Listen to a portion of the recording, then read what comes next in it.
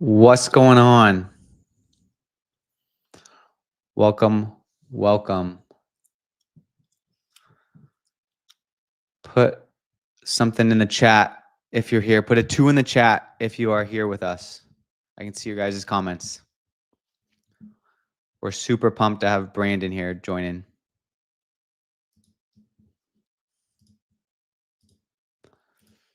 Nice, David. So Rob, welcome from YouTube, it looks like. Super cool. It'd also be good, guys, if you guys are watching this, drop your agency name or drop your agency type and location so that we can also understand a little bit more about you so that we can best drive this conversation to help you guys most. So guys, if you're just joining, put a 2 in the chat that you're here, drop your agency type, drop your agency name so that we can make sure that Brandon and myself are addressing all of your stuff to the best of its ability. All right, guys, we'll give it a couple of minutes, maybe another minute or so to let some people hop on. Firstly, Brandon, how are you doing, man? Good, man. Good to see you again. I appreciate the time and just being on here as always. It's always near and dear to my heart. So appreciate the invite here. Yeah, love it. Super excited to add some value and share some sauce. I think this is going to be super insightful, not only for myself. I mean, I feel like a little selfish because I'm also going to get a bunch of stuff as well. Cool people are dropping some stuff in the chat. Sports products selling to clubs in Germany, logistics, freight broker agency, HyperGoLogic. Can't visit the website right now. In-house company. So we got a good mix on here so far. The sales node doing lead gen. Sick. Cool. Yeah, keep dropping your agency type in the chat, just so Brandon, when he's answering the questions, will have the best context possible for helping you guys out. Beautiful. Cool, guys. Should we get into it? Let's do it. Email list manager, automation builder, and email copywriter. Nice. A lot of good agencies in here, Brandon. A lot of people we can help. Cool, guys. Well, love it.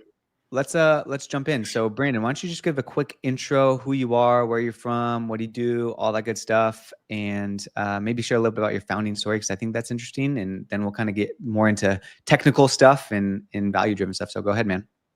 Perfect. Yeah, thanks. So a bit of a diverse background. I've been kind of all over the place, but mostly in the Air Force. I joined pretty much at 21 when my dad said, all right, go get a job, go to school or join the service, right? Tried all of them. And then the service was a blessing. And so still serving. I was 15 years active duty in the Air Force and worked on fighter aircrafts, a lot of different things, like mostly jet engines, and was a crew chief.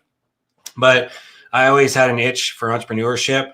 My dad was a recruiter, so I grew up, in sales and marketing, things like that when it comes to recruiting. And my dad said, well, you could try recruiting, because I was looking for a change. And the rest was kind of history from there. Loved it so much that when I was a recruiter, did a lot of things like cold email. Believe it or not, the military still uses cold email. And so deliverability doesn't matter when you're from a .mil, but a lot of the same tactics were applied. We were hitting boots on the ground. We call it cold calling and hot knocking. So to find leads, right, to join the service. And so I loved it. And, obviously put a lot of folks in, they say recruiters lie, but that's not true. I still talk to a lot of people that I still put in the Air Force. And from there, the Air Force said, hey, no more recruiting for you because that's a special duty. We need you to go back to duty, right? And so at the same time, I had a good buddy of mine. We were CrossFit instructors. He's the Marine recruiter. I was the Air Force recruiter. We lifted together.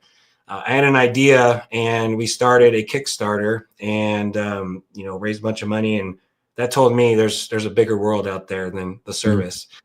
And from there, I learned just more about marketing, video production, just lead generation in general when it comes to storytelling and offers.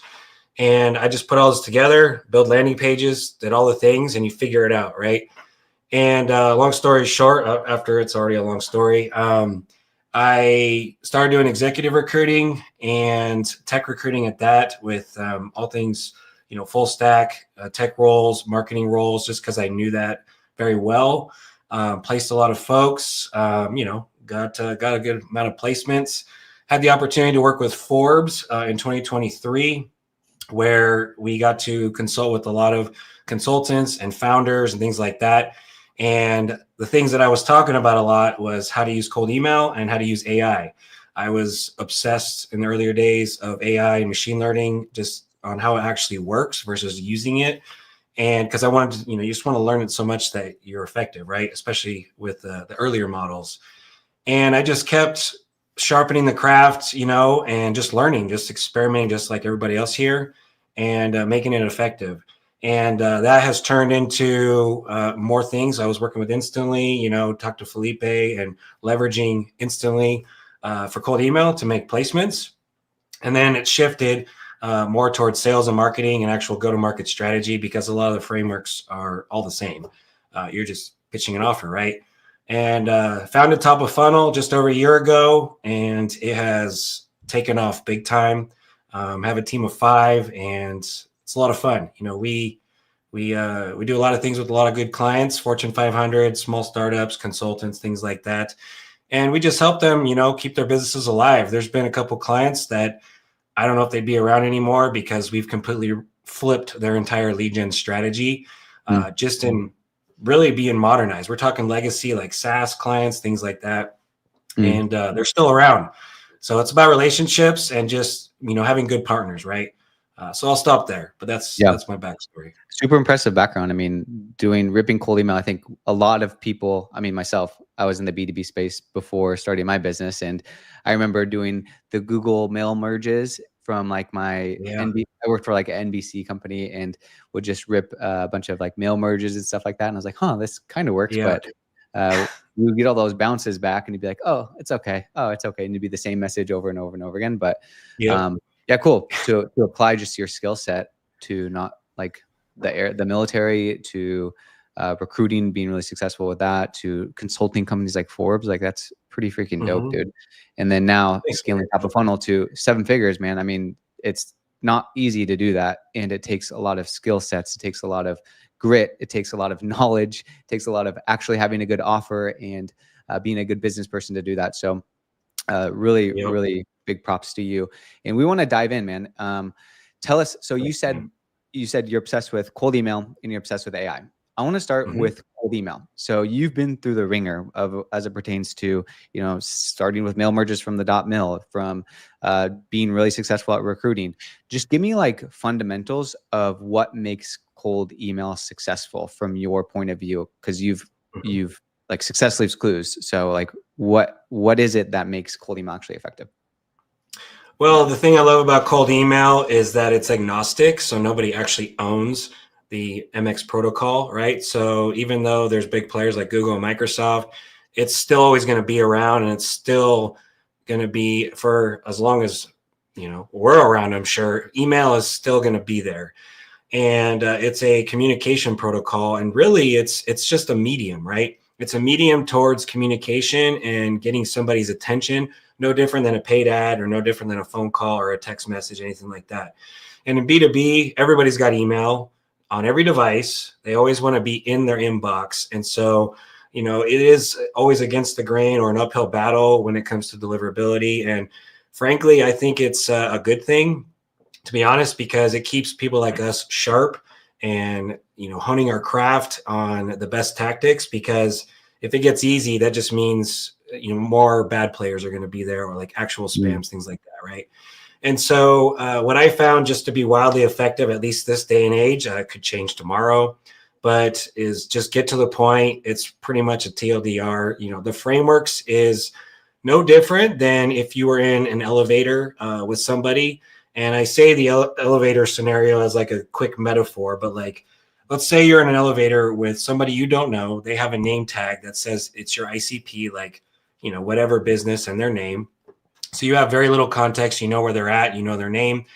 They push the 4th floor. You push the 5th floor. You have literally maybe 15 seconds before they're out the door, right? And let's say they're wearing like some sort of tuxedo or dress and they have a ketchup stain right here. Let's say you have a stain remover in your purse or your pocket or whatever. You'd be like, hey, first name, I noticed you have a ketchup stain on your whatever. I actually have a stain remover. Would you like to try it? That's probably going to Wow. get their attention. And they're Nice. probably going to get sold, but that's your lead magnet. You just made a cold scenario completely out the door. It's not awkward. It's Mm, relevant. So the email is no different, right? It's mm, urgent to the point. They'll be like, oh, you just noticed this problem about me. But like, yeah, that could actually help me. mm. That's it, right? So if Yeah. you take cold email, as they would say, make that the medium and then focus more on the human psychology of conversation and not being awkward, just say it like it is, right? Yeah. That's the way I kind of see it. So Yeah, love it. And guys, ask some questions in the chat as Brandon is giving some sauce. We'll go through those towards the end, but the more questions, the better, with as much context as possible. So I kind of want to break this down a little bit. I love that analogy. One thing that you said that was interesting, and this is probably one of the core fundamentals of what you practice a lot, is the deliverability and the importance of actually landing in the inbox. And I think a lot of people like to focus on the best copy possible, or like the best offer, and then you didn't scan over the whole deliverability stuff. So talk more about what you do from a protocol perspective on deliverability and why that is so important. Great question. Deliverability is always that unknown. It's like, when you go to your favorite restaurant, there's things in the kitchen that you know about, but you don't know about. And I think a lot of it is nobody really actually knows. Even the deliverability monsters like Spam House and all that stuff. It's an ocean. So the waves are always turning no matter what. What I have found to be effective is really analogies. I like to think of it as like going swimming. If you go into a small pool and somebody goes in the pool, and there's two types of people, and I'm going to be honest here. There's people that pee in the pool, and there's the people that pee in the pool but don't admit it. So if you send bad offers and you're peeing in the pool, it's going to ruin it for everybody, right? And so when it comes to deliverability and actually landing in the inbox, you just want to have a good infrastructure in place with the DKIM, DMARC, all the things that we preach, because that just tells you, hey, like, I'm not skinny dipping. Like, I'm actually quality here, right? I'm authenticating. I'm a good sender, good offers. You're not spamming with dollar signs and all these fake things that could trigger obvious spam triggers. And you just got to keep testing. The other thing that I have found to be effective, because a lot of times people just stand up inboxes and then burn to the ground, is just, I like to spread it out, do low volume as if it's human, because if you're doing that manually, it's very human. So you can fly under the radar a lot more strategically. And a lot of our inboxes last quite a while, thankfully, from clean pools for the most part. And we just stay low. We fly low and slow, almost like a marathon. Yeah. I mean, think of it like a car. I mean, all these analogies, but think of it like a car. If you're redlining all the time, things are going to break. If you're going like diesel, highway speed, you're going to be cruising for a while. So good offer, cruise. If you need to scale, I would say scale with more inboxes versus turning it up. Now, if you need to crash and burn and urgency is there and you don't care what happens to your infrastructure, then sure, go skinny dipping and sprint, right? So what, I guess practically, if I'm watching this right now and you're talking about deliverability and you're talking about scaling slow, how many emails per day, how many inboxes should I send? Like what are the practical steps that I could take from a deliverability perspective right now? Great question. I like to think of it as no different than paid advertising. You got to get the impressions. You got to catch eyeballs. You got to ask, you got to, basically say the frameworks like I mentioned, like, why are you bothering me? Or why should you be worth my 3 seconds of time, right? And then what do you want me to do? Or what is the next step? What can you offer me? And so when it comes to that, it's a combination of those things where you just capture the attention. So I would say just no different than marketing, but get enough. You have to pump out some volume. As a very baseline that we talk to clients, we like to do no less than 1,000 emails per day, just because if it's anything less than that, it's just not enough data to make good, effective decisions. So at least 1,000 emails a day, because you're catching eyeballs. You can make sound decisions off of that. And then even based off benchmarks, like common realistic benchmarks is say, 1.5% to 3% reply rate. If it's a good offer, anything north of that is obviously better. But if it's like less than 1%, you just want to trash it and figure out your next approach. And we usually do 3 approaches. And my buddy Eric Nosaucy talks about it. There's only 3 reasons why people in B2B purchase. It's to, or do transactions. It's to save time, save money, or make more money. And if none of those 3 actually work, depending on how you angle your offer, just seek feedback. People like to give you feedback like, hey, I'm actually offering the service. I'm not sure if it's valuable to you or not, but can I get your feedback to see if this is actually like valuable to you? So if all 3 don't work, seek feedback and then let the market decide for that. But you got to send at least 1,000 emails a day to test it. So, and how many per inbox would you say? Is that like 20? Is that 30? Is that 50? Is that 1,000 with one inbox, or what's kind of the I protocol? would fly low at, I'd say 15 to 20. Wow. Nice. Yeah. 15 to 20. If you need to go upper threshold, like 30 to 50, we're talking cold emails. For sure. You're starting to go on the more F1, like formula racing stuff, which you could do, but you might run into some spam issues depending on, again, how you set it up, because it's about the setup too. Yeah. But I would fly low first, do more inboxes, and then set up with like a batch A and a batch B. That way, ops wise, you have fallbacks and things ready to go. So that way, if one of them crashes and burn, you can just swap them out. Yeah. I think one of the things that I can get really guilty of is, and I'm sure a lot of people watching this feel the same way, where it's like, okay, I'm really anxious. I just want to get going. I don't want to like buy all these inboxes. And then you get really anxious, get overly anxious, and then you burn the domains, and then you end up not actually getting into the inbox, which is just an unfortunate thing. So, and then, so one thing that you're hitting on a lot, and guys, keep asking questions. We see you. We're going to get to the questions here shortly. I want to really dive in with Brandon a little bit more, just for more context. So one of the things that you mentioned that I think is tied to deliverability, I could be reading it wrong, is your offer and getting responses and actually getting positive feedback. I kind of want to hear your take on what we should actually say in the email to get responses that probably tie into deliverability, to get results, to actually generate revenue for email, and just your overall take on offer, how to come up with an offer. Because a lot of people that use cold email, they have a really good skill set, they have a really good product, and they kind of look at themselves as just having a really good skill set. They're not really sure how to like frame it in a way that is so beneficial for the client that gets them to raise their hand.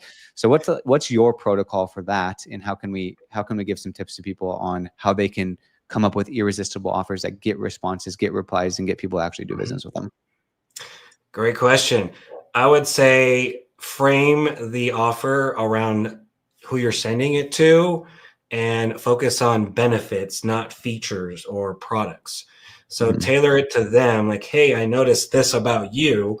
I have this solution that could benefit you in XYZ result. And then your call to action would be a soft call to action that is a no-brainer for them to be like, yeah, actually, I would like to try that. I mean, there's a reason why in Sam's Club and Costco, why they have all these little cookies and stuff with your kids, because they want you to buy the whole box, but that's still a lead magnet, and it looks enticing, and you smell it. You're gonna want to try it. Yeah. So and there's something to be said about these little samples too. Obviously, these are not free. They're free to the prospect, but it costs just a little bit to actually get them. And so even think of like real estate.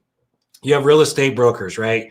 The goal here is to sell a house, but sometimes that's the big offer. Sometimes you actually need to make micro offers that is not too much off of your overhead or anything like that, but is enough to get them to actually find something actually valuable that they can use. Like it could be a report, could be some sort of lead magnet, or a micro offer. Back to the real estate one, it's like, hey, I noticed your grass is a little long, or your yard could use some cleaning up. Like I can actually do that for you, or you hired it out at a small fraction to prepare your house to get a higher value, transaction. That's like a micro offer towards the big thing, right? So do you have an example of how you've used that in the past, like for a business or for a specific campaign that worked really well? Yes. I would say, well, going back to, I'm trying to think of there's probably a ton. You're flipping through your Rolodex right now. Well, one of them is, I mean, think of like technographics, for example. If you were to say sell to e-commerce and you know they're using Shopify, you Mhm. could extract that to know that that technology is on their website. So you already know that about them, and they might actually be like, how did you figure this out, right? And you could leverage, hey, I noticed you're using Shopify. We actually have a solution that is an app that you could do XYZ for your store. Would you be willing to try it out? Or can I give you a month, or something like that? Mhm. That's an example. There's another client I have that's in the mergers and acquisitions. We just know that right now there's a lot of businesses for sale with the Mhm. boomers. So we just tell it like it is. Sometimes you just got to go Yeah. hustler and be like, hey, do you have an exit strategy? Are you ever planning to sell? Because let me know and I can help you sell it. And you'd be Yeah. surprised who says yes to that. Nice.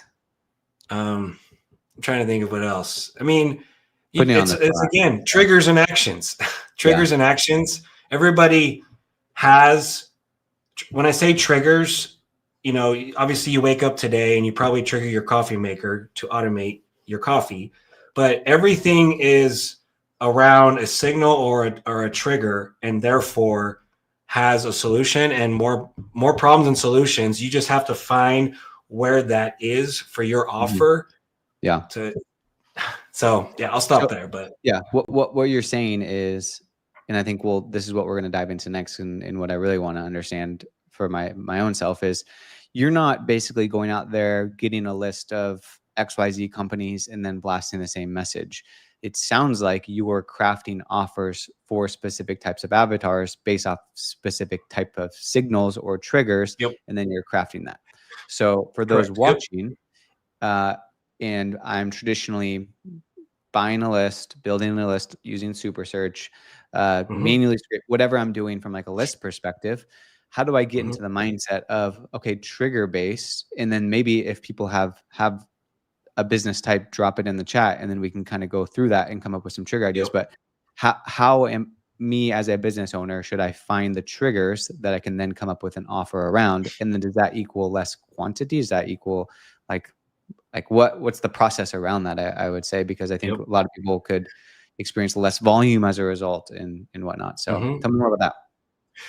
Great. Well, one thing to start is in the testing phase of you just got to get your offer out there, right? You just got to make people aware of your solution, and then based on your industry, obviously, it really depends on all that, on when buying times is. Like, if you do Christmas offers, well, then this December and all that's going to be good. Whereas sometimes in B2B, it might be slower in Q4. So knowing your ICP and the buying signals around that. A common one is job postings. So if you know there's a need for a skill set and you have that skill set, especially as a freelancer agency or business, you could see that they have that signal or that need. You can offer a solution that could deliver on that, right?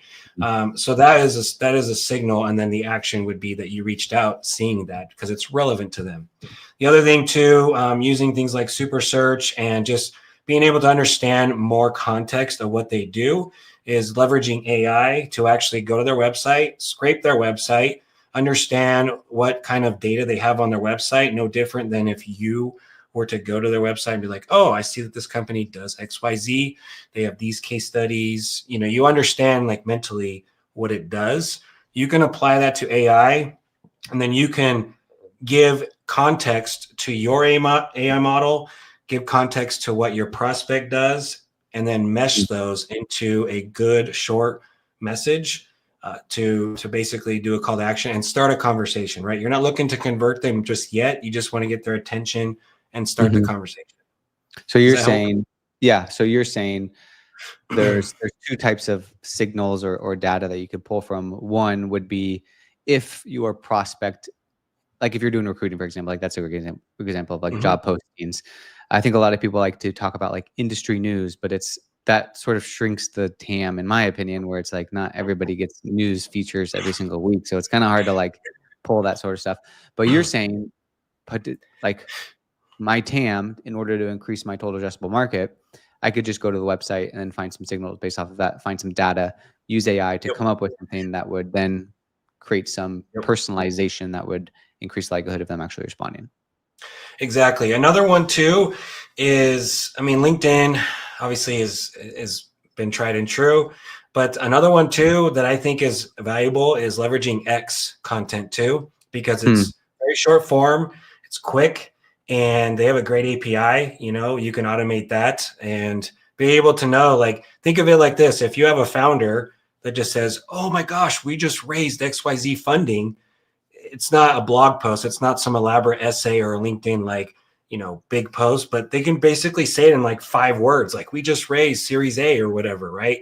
It's very quick. So what more to the core of the signal could you leverage on that, right? And then obviously there's even leveraging AI, which I'd like to get into more, but is actually sequentially going to other websites like blog posts and seeing as if you were to manually research them yourself and craft an email manually. You're applying those steps. Yeah. So you'll actually, so if like somebody wrote an article about Brandon, and then you'd go to the article written about Brandon, and then you would say, saw that you used to do CrossFit, or that you do CrossFit. Obviously you're yoked, that you do CrossFit. What's your favorite AMRAP? Whatever, something like that. Yeah. Because I think the other thing, I mean, I get emails a lot, and I like look at them from like a marketer point of view, and it's like, saw your email or saw your YouTube video on blah blah blah blah blah, awesome insight, and then they go into the pitch. So like, if we're using these triggers, what kind of prompt are we using so that it's not like, obviously it's like bolded and like the title is in quotations and I can see what they're doing. So how do we as marketers use that information not to sound just like another cold emailer, but to actually use it to seem like like it's their colleague, or hey, I want to actually add value and to get their attention? Like what are you doing to overcome that? Yeah, so AI is going to be really helpful there. So if you have AI, basically, if you brain dump into AI, and I'd like to get into this, maybe this is a good segue to AI and understanding context. If you brain dump into AI of the role and who you are, basically clone yourself. Like, you are a sales development rep, or you are a founder of this company. Yeah. This is your offer. This is the solution you provide. This is the type of ICP or persona that I want to apply to. It could be CEO, CFO, all these things, right? So I think it's important to know the persona. It's no different than if you were to do it manually, but you're brain dumping. Now, understanding the role of the AI, then you go into the context of parameters of the website or whatever variable that is thrown at you. A YouTube transcript, an X post, it could be Crunchbase, you name it. That is the receiving end of it, of the task. Like, you've been tasked now to observe this website, pick out something that my offer is going to be relevant for, that you noticed, and then it will extract that. So it's reasoning with this information, and you'll be able, and the more steps and the more context you provide it, the more accurate it's going to get. And then start the conversation. It'd be no different than, like I mentioned, if you saw your YouTube video and I pulled your transcript, how are you going to know if I actually watched the video or if I just got your transcript? You know what I mean? Sure. But you could still throw in like, hey, I watched YouTube video. I noticed you talk about this, this, and this. I actually have a solution that can improve that. Would you be interested in a chat or whatever?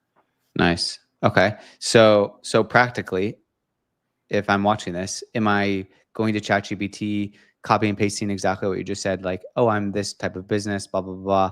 And then I'm copying and pasting all the information on the website and then having a conversation, or how do I even get started with this? Especially if I'm trying to send 1,000 emails a day. Oh my gosh, Brandon, like that's a lot of work if I'm going to do this manual. Tell us how to not do it that way. So leverage all of Instantly's features like Copilot and Super Search, right? Definitely try to see if that's a good use case for you. Candidly speaking, it hit the mark on a lot of things, right? But it depends on your market, depends on your business, because there might be more steps or more software things that are involved. So you may have to explore other automation tools out there, and be able to pull in these different resources together, right? There's N8N and Clay and things like that. There's a lot to your tech stack that you can aggregate this data, right? And what I would start with is no different than what you do manually. Like I have this ICP. This is generally what I do manually. I'll research the company website, or I notice my ICP lives in this space or lives on this digitally, and then feed that into an AI model. You could start with ChatGPT. Starting small and relevant, as long as it hits the mark, is going to be good.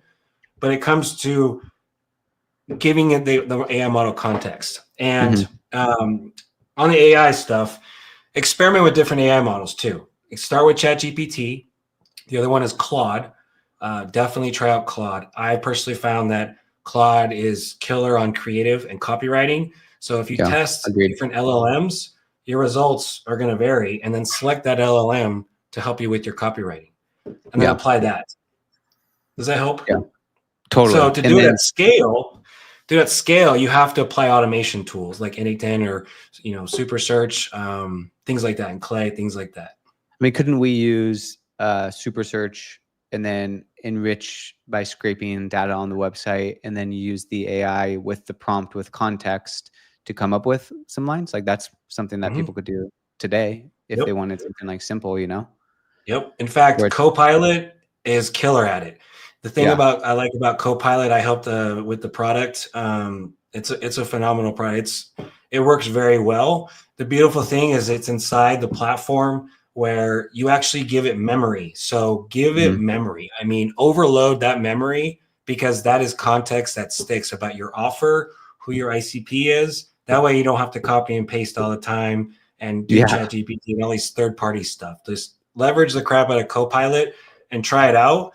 And that's just on the campaign creation, but you can even so much as say like, hey, do an audit. Like, is my email health good? Is my DKIM and DMARC good? Like, leverage Copilot. Like, that is definitely a complete revision of Instantly as a platform, because you are applying AI to literally all the features and inside your business as possible. So and for those who don't know what Instantly Copilot is, it's pretty much like ChatGPT for cold email as like a trained cold email expert.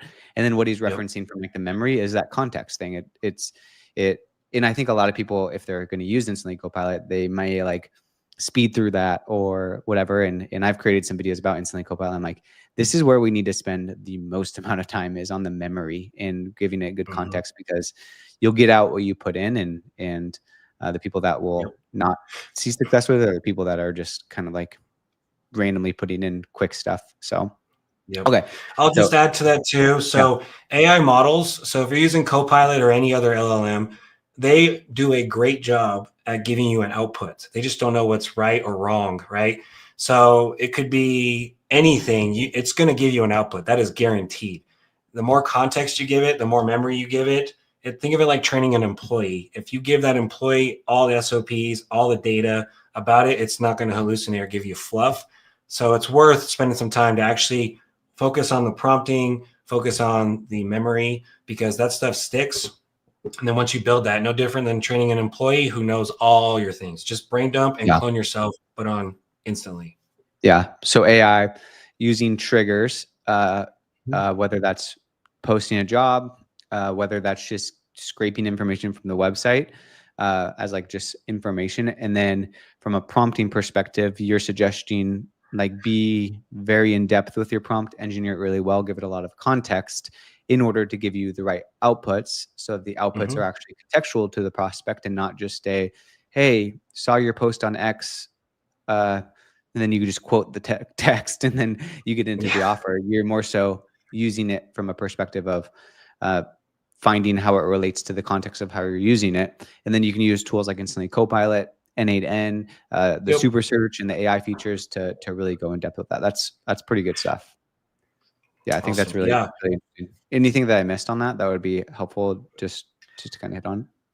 Yeah, I mean, I would just say some prompts should take you a pretty long time. I mean, prompts are a new asset. And so I would even so much as when you craft a really good prompt, I would copy and paste that into like a Notion database or something that you could copy and paste that, because a lot of times you're creating these prompts that are very short, and then you're going through iteration after iteration, then you finally get the result. And then for you to repeatedly do that, I mean, it's just exhausting, right? So prompts is definitely, I mean, it is the prompt engineering because it does require effort to create something, but prompts are now assets to you. And so it's worth storing it somewhere so that way you can reuse it. We do it all the time because why create it, right? So Yeah. prompts, not only memory, but the prompts too are assets. Yeah. Love it. Yep. Okay. So we talked about deliverability. We talked about offer. We talked about AI, how to leverage AI inside of the emails the right way. I think I even learned a good amount of stuff.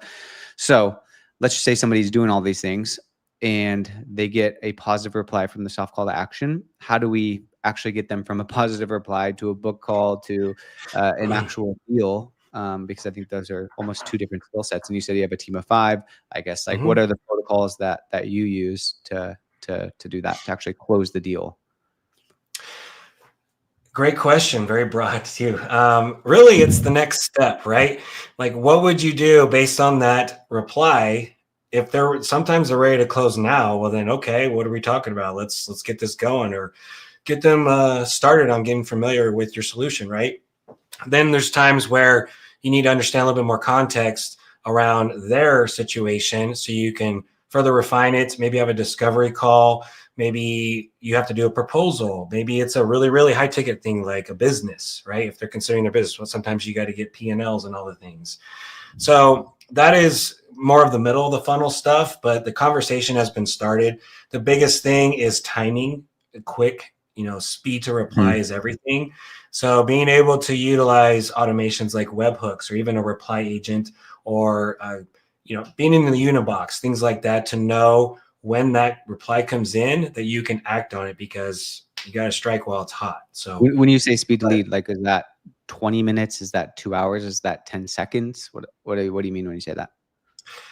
I think 10 seconds, I mean, it's a little creepy, but it can't hurt, right? I mean, it's going to, if you're automated, but I'd say within 10 minutes, 10 to 15 minutes is pretty timely. Something that feels natural, right? If they see that you responded literally 30 seconds later, it's going to be suspicious. If it's half a day later or days later, that they probably already gone. Yeah. Attention. Attention's everything. But I would say too, there's a book called EWTS, Exactly What to Say. It's a very quick read, but that also has some things that like words you can put in your repertoire about being persuasive and knowing exactly what to say. That's why it's titled that. But being just friendly and inviting and collaborative. And what I mean by that is, hey, can we explore this together? Or would you be open to discussing how we can solve the problem, instead of, hey, are you available tomorrow at 9 a.m.? That sounds desperate and forceful, right? So things like that, where you can add language to your repertoire. Language is everything, and sales totally, right? So can we like role play a little bit? So if you're selling, I don't know, let's just say you're selling lead gen services, and your call to action is, could I shoot you over, I don't know, a Loom video going over blah, blah, blah, blah. Or let's just use that. I don't know. That's like a real life example that you would ever do, but, and then they say, yeah, Brandon, shoot it over. What do we say?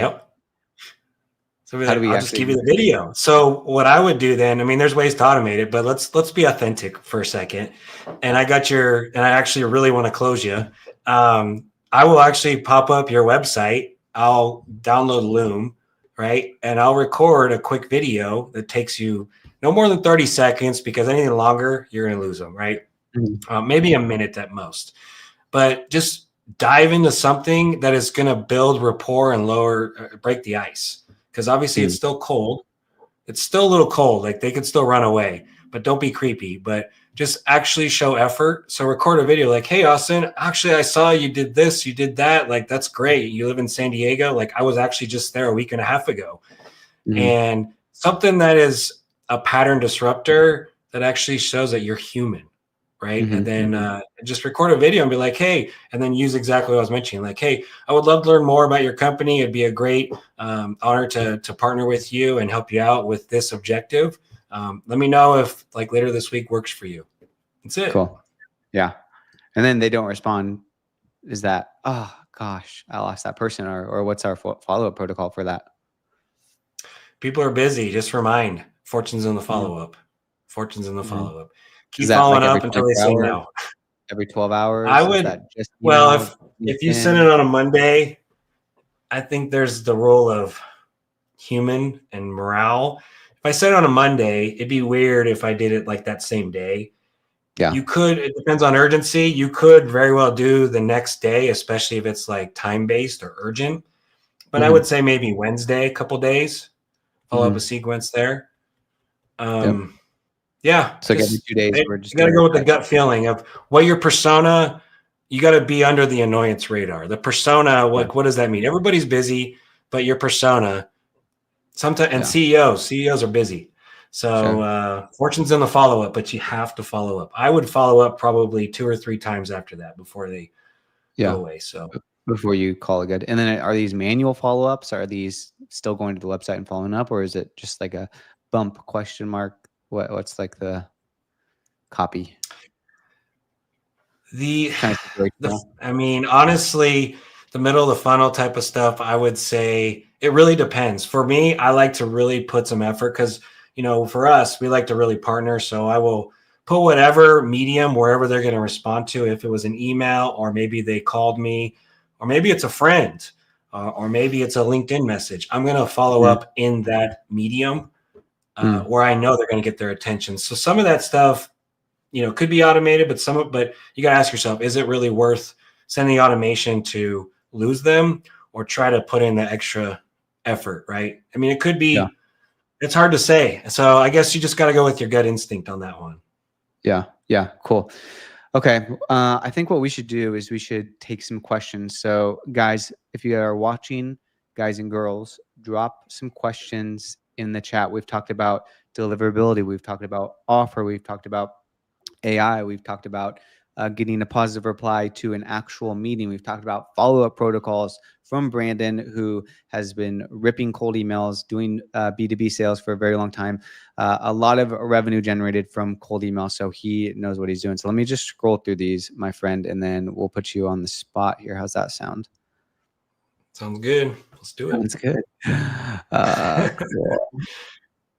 Um, Give him my best shot. Okay, let's do this one here. Question to the guest. Why did you choose Clay? The main advantage you get from Clay plus Instantly. So partnering two softwares together. Clay, I mean, I've been using Clay for many years now, since the product was early. And I like to think of Clay as a Photoshop for data. And that pretty much is like, you can do anything you can possibly want with data. I mean, it's like Google Sheets, right? It allows you to analyze and pull in any data source possible. And then we use Instantly as pretty much the icing on the cake to send our message out. So that's what we do ops wise. We do leverage Copilot and Super Search because they have good data there. And sometimes just easier, especially for my employees, to be like, hey, just try this. Let's see what we get. Yeah. Right. So Yeah.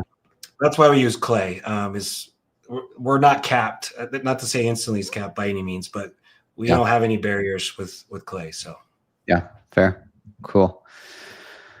Chris, what are your list building steps? Do you use Super Search? Are you thinking, I think I'll add even more context to this. Are you thinking about the campaign before you build the list? Are you building the list based off of triggers in campaign idea, off of the offer? Like, tell us more about that.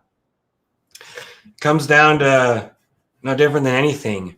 Who do you want to reach out to? What do you want to say? And what's your offer? You got to have those 3 things. And you have to have a pretty defined on who that is, because you would not say the same message to a CEO as you would to like a CFO or even like a CTO. You got to speak their language and their persona. And it's important to segment that, I think, because, people respond differently to different languages and words. And if you talk to a CEO and you're referencing more tech stack stuff versus like a CEO, it's a little bit more visionary, just depending on what that is. That is how I'll craft a list building sequence, to know what steps do I need to take in order to pull that language together to make good, effective copy.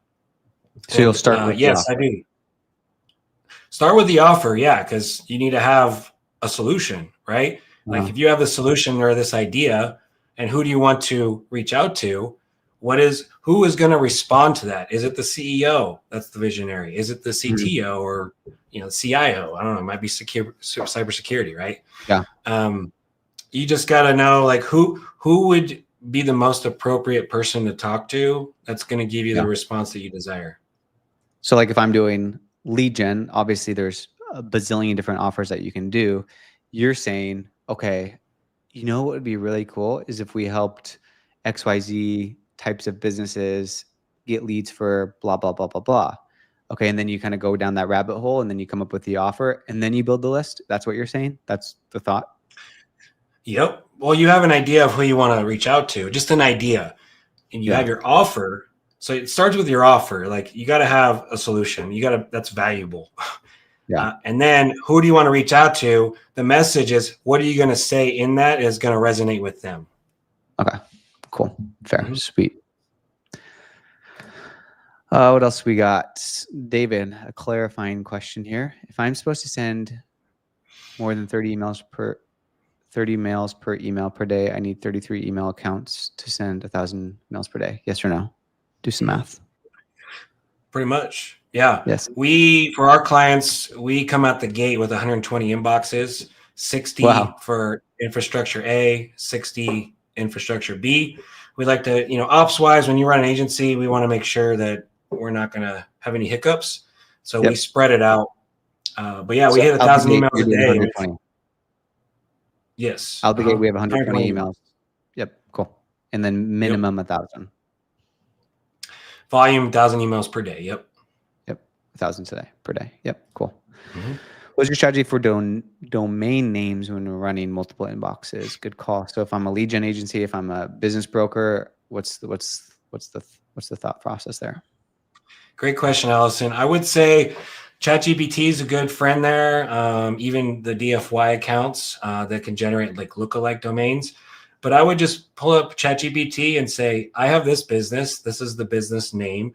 I need to come up with domains that are lookalikes, that are good in nature, professional, not spammy, and to basically come up with, I would say, 50 or so ideas of domains and tell it to output a list of domains. I would also recommend sticking to like .com TLDs, because .coms are just consistently, there's other experimental ones, but for the most part, if you stick to the main, you're going to be off to a good start. And then go to GoDaddy or even Pork Bun. A lot of times you can export that, and then you can do a bulk check to see what actual domains are available. I would also check different registrars, because sometimes they have sales. Like right now, you can probably get domains for a sale price and get you started there. So cool, guys. Keep asking questions. Keep asking questions. We want to keep getting your questions answered. I just mumbled because this is for you guys. Cool. Abdul, trigger / signal TAM is very small. So we kind of already talked about that a little bit, just with not necessarily needing to do triggers and maybe being more creative with the web scraping. Anything to add on that? Yes, absolutely. When you have a small TAM, you don't have a lot of wiggle room for screwing up, right? Because nobody really remembers a cold email, but after enough times, they may remember you for a small TAM. So I would say recycle often. And I mean often, I'd say maybe every couple months, not like every day or every month. Just depends on how actually big your TAM is. You might have to explore a bigger TAM if it is too small. But if you have a small TAM, we have clients with very small TAMs. We will, on the flip side, just put massive amounts of research and context, even more steps behind the research around them to actually make even better offer or even better message copy about, I noticed this, this, and this, or I know the best time for them. So the TLDR is do more research before sending email.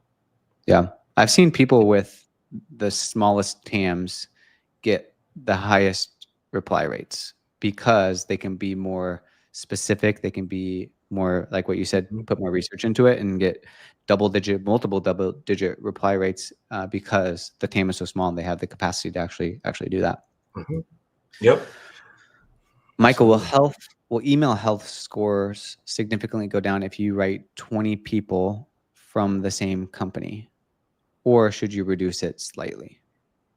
Is he asking, right, 20 people from the same company?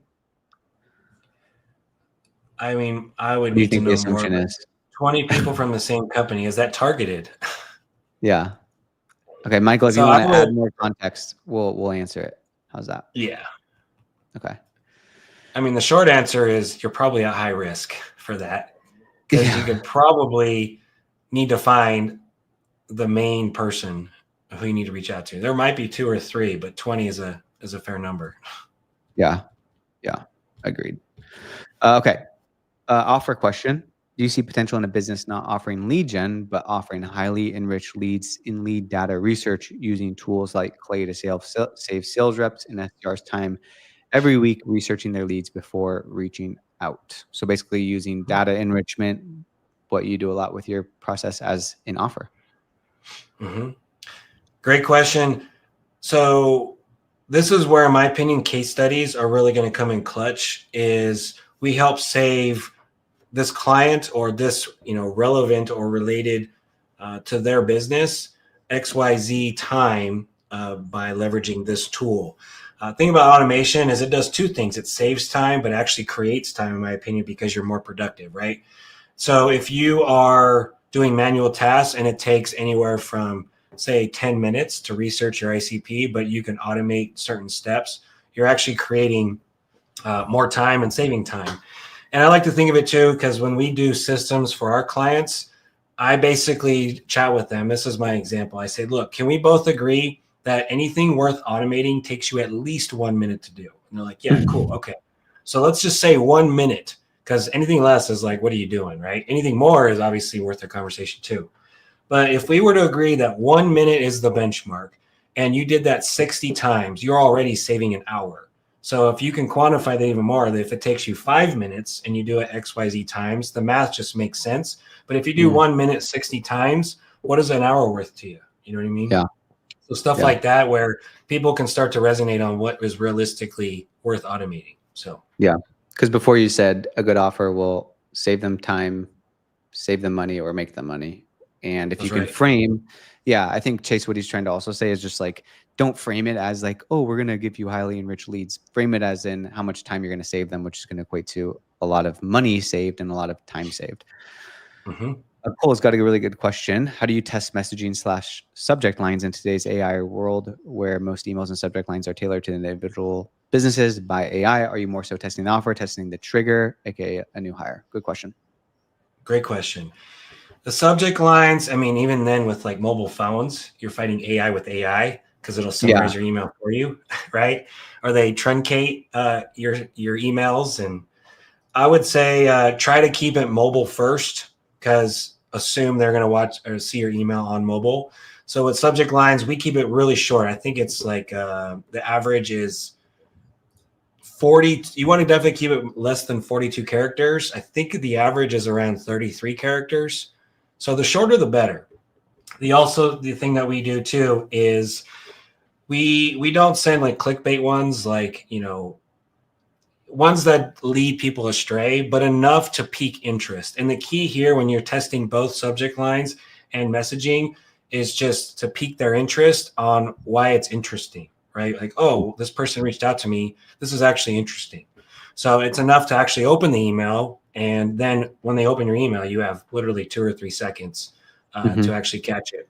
The other thing too, I think people should be aware of, if they're not already, is read up on F-shaped reading, because it's, I think, very true. It was a study that's done that literally your opening line is the one that's going to get people's attention. And then people, basically do either F or Z-shaped reading, where they basically skim the rest of your message. So I'm not going to say it's not relevant, but your opening line is the big one. So if you can understand how people read on their phones and blog posts and anything you do, F-shaped reading could really help you. Really, there is an art and science to how you actually craft your emails with like sentences and paragraphs, things like that. So that kind of stuff is really relevant in terms of how your actually looks, let alone the words that are contained in there. Interesting. Are you putting that in the prompt on your prompt engineer? Use the theory of F-shaped reading? You are? Yeah, I mean, because an expert copywriter is going to know that, right? Yeah. Cool. So think of it like this, like F-shaped reading, like the first line is it. So put every bit of effort you can to understand context and make it the most powerful thing, because that's all you got. Is that what you're testing, would you say? And then if you're using AI for like personalized lines or like using data, are you putting the personalized line as the F-shaped first line or yeah? The first line, I mean, there's a lot of ways, like call it relevance, call it personalization. It's the line of why are you bothering me, right? Yeah. Like what is the opening? This is your moment to either be awkward, relevant, or you have my attention, right? And so I prompt to basically put it in there as the trigger or the relevancy on why I'm bothering this person and why you should pay attention. And that's important with AI because it's going to take that context and with like Claude and things like that, it's going to perform. Totally. It's going to be good. Yeah. Otherwise it's going to spit out whatever it spits out. Yep. Benjamin, thanks for the question. Do you recommend running individual campaigns one at a time or an always on continuous stream of emails that's always running in the background with pauses and bursts? It's a great question. For the most part, we always have always on until the speed to lead is a factor. It is actually very real and very true that with good offers and good copy, you can have so much business that you actually are slow to reply to your positive leads. And so it's a good problem to have, right? But that's when I would say sometimes you need to like pause for a minute just to really contain and close deals. Otherwise, you're having spillage of positive leads, which is a good problem to have, but it's balance, right? And this is the nature of holistically having a good solid marketing plan and cold outbound engine and all these things is when it is performing, that's the balance of supply demand and keeping up with that, right? Yeah. So to answer your question, you just have to kind of go with the flow. Sometimes it might make sense to actually hire somebody to handle the replies and streamline that. Yeah, facts. Agree. Okay, we're going to rapid fire because I want to get all of these questions answered because that's why we're doing this. I probably talked too much and didn't get to the questions. So rapid fire, my friend, let's do it. Raheel, what are your suggestions to convert positive replies into meetings as most of our prospects ask for pricing and ghost afterwards? We kind of already hit on that a little bit. If you want to just 30-second recap. Go with your gut instinct on whatever the next step is. Sometimes they, yes, I'm interested. Sometimes they want more information. The price helps, depends on your offer, but try to go with your gut instinct is what I would say. Go with your first gut instinct to reply, to get a live conversation. Yeah, and a no is not a big deal at the end of the world. Nope. At the end of the day. Do you confirm email delivery email one deliverability is strong before adding follow-ups?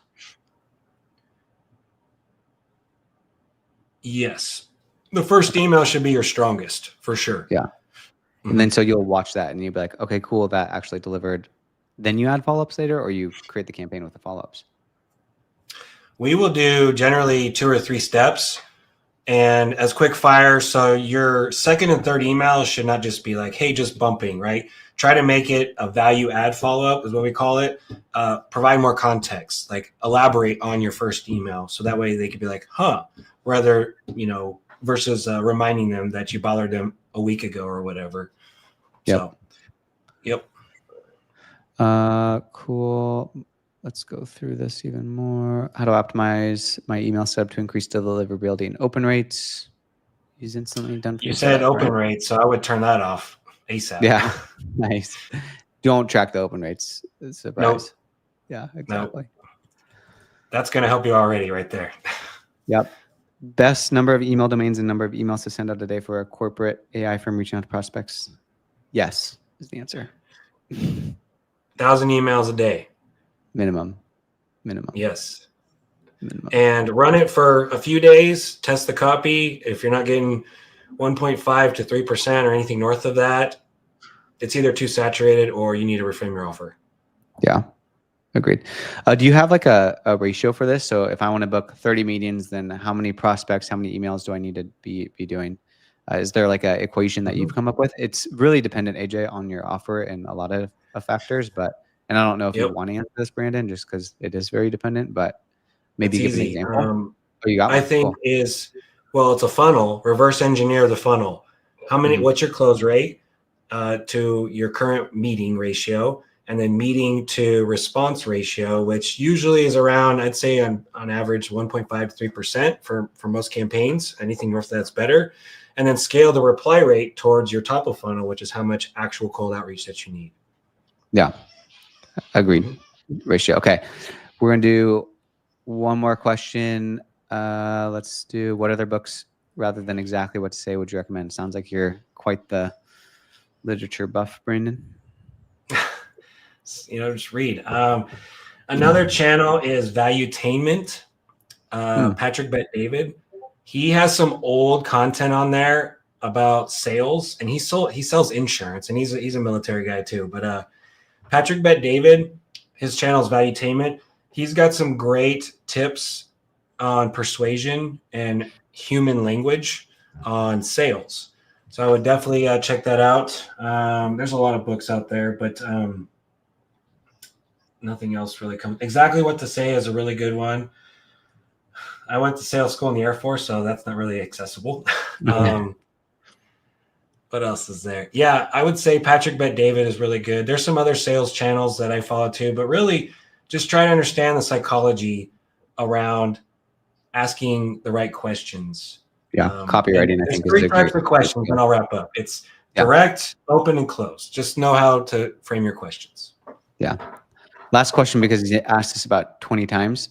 How many emails can I send with a single domain? I want to send 1,000 emails. How many domains do I need to buy? So is there an email to domain ratio? 3. 3 is the magic number. 3 Perfect. inboxes to one domain. Perfect. That could vary, And then, but that's the golden answer. Yep, perfect. And then, yeah, Matt, turn off the open tracking, because that will help.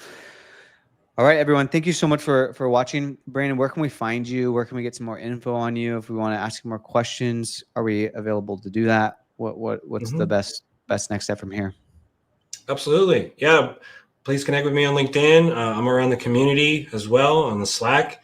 Top of Funnel is my website, but always happy to help. I would say the Slack community is the best place. It's been booming a lot lately, and if you're not on it, you should definitely hop on. Yeah. Brandon, thanks so much for your time. But guys, we'll do this at least twice a month with more guests, more experts, just like Brandon.